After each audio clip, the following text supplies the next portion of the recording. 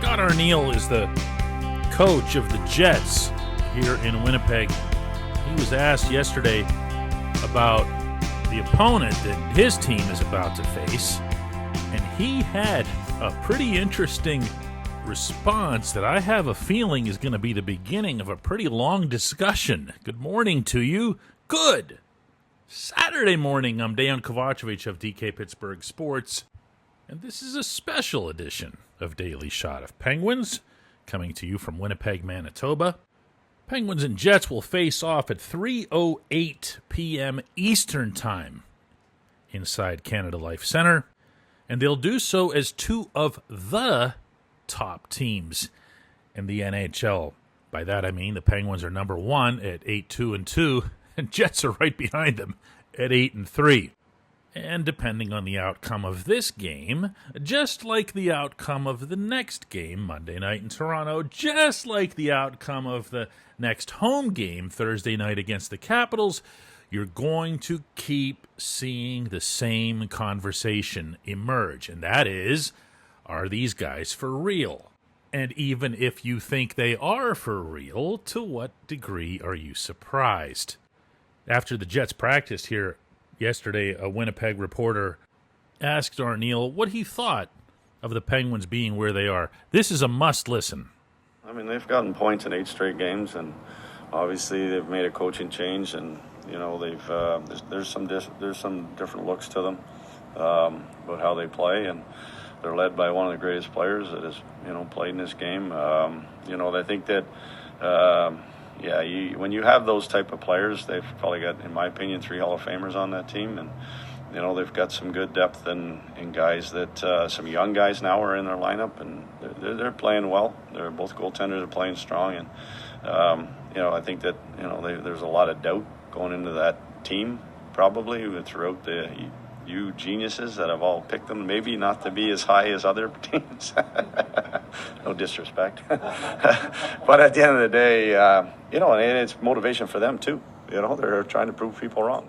Now, part of the reason that I say it's a must-listen, because it's one of those things that might not translate all that well to reading it. It sounds like Arniel is taking some serious shot at the assembled media. He's not. You could hear him laughing. He was smiling throughout, and at the same time, he was taking the Penguins seriously. And he was taking them seriously, I think, for all the right reasons. Other Jets spoke about the Penguins after, and they said much the same. They started with where they should have started, and that is Sidney Crosby, Evgeny Malkin, because they're the underpinning for this. They're the heart and soul. They're the foundation. It's been 20 years, and that's not changed. So in assessing this team, where it currently is, it's not only respectful, but it's accurate to look at Sid and Gino first and foremost. That, of course, isn't going to cut it in some circles. They're going to want to see more of a supporting cast effect. They're going to want to see more of a young guys effect. Similar, very, very similar, I should say, to what we all witnessed with the Capitals last year. Initial inclination was, look at Washington. What the heck's that all about? Boy, is that going to come down to earth. Next inclination was, they finally got a goalie, so they're getting some saves right now, but none of that's going to hold up. And then it did hold up. And the Capitals were a really good team all season, and the Capitals remain today not only a really good team, but a really good team with a bright future, brighter than I think most people recognize. They've got some significant prospect talent still on the way, still not in D.C. So if 8-2-2 becomes 9-2-2 later today, if it becomes something else and eventually the Penguins win, I don't know, let's say 10 or 11 of their first 15, 16 games, it's going to keep coming up, and it's going to do so until there's something, and I'm not predicting this nor expecting it, resembling a collapse, where it just looks like, wow, everybody was so wrong about this. The point that I've been making throughout this, never more than over the past week, is that it's not inevitable, throwing a double negative at you on the weekend, But then I also don't know what is the positive version of the term inevitable. Are you evitable? I've never heard anybody use evitable before. Anyway, it's not inevitable that this all has to just crumble into dust.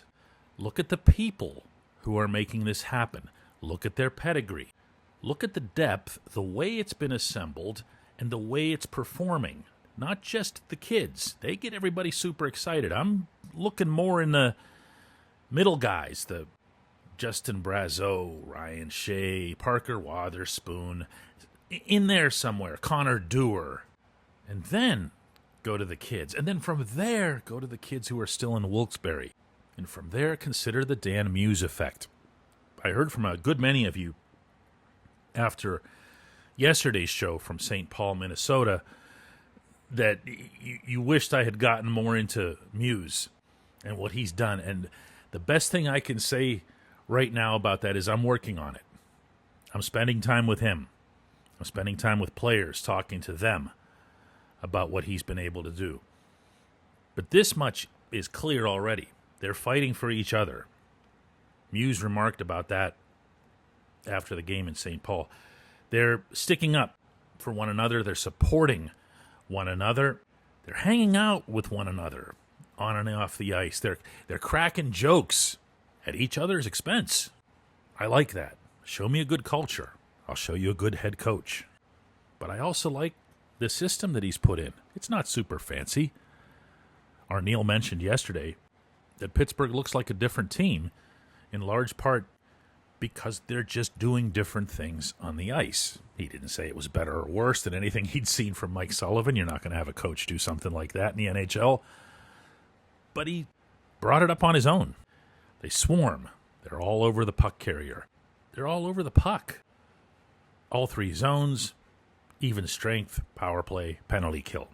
They've also gotten very good goaltending. That's something that Arneal and more than a few of the Jets yesterday also brought up. They have faced Tristan Jarry at his best. They have lost to Jarry at his best. They mentioned Artur Shilovs as well. It's something that's going to happen over time. There's no urgency for it, and actually there's really no need for it. You don't need to be respected or validated outside your own locker room. Meaning if you're the Penguins players, the people who actually do the hockeying. So it's going to be something that's more for me and you than it is for them. But I'll tell you this. This was a first, hearing the other side talk about the Penguins like this. And don't forget, that can change how hard a team focuses on beating you as opposed to overlooking you. When we come back, J1Q.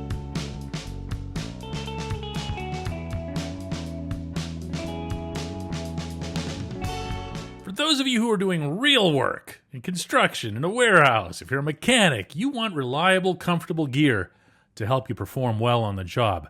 Brunt Workwear's got you. They've got waterproof boots, safety toe, soft toe, pull-on, lace-up, whatever you need. You can wear them to work, and if they're not right for you, send them back. I don't know of any other brand doing that. Brunt was tired of the workwear brands out there cutting corners. You work too hard to be stuck in uncomfortable boots that don't hold up. So they built something better. Boots that are insanely comfortable and built for any job site. For a limited time, our listeners get $10 off. Just head to bruntworkwear.com. Use the code DK Sports and you're good to go. After you order, they'll ask you where you heard about Brunt. Do us a favor here at DK Pittsburgh Sports. Tell them it was from this show.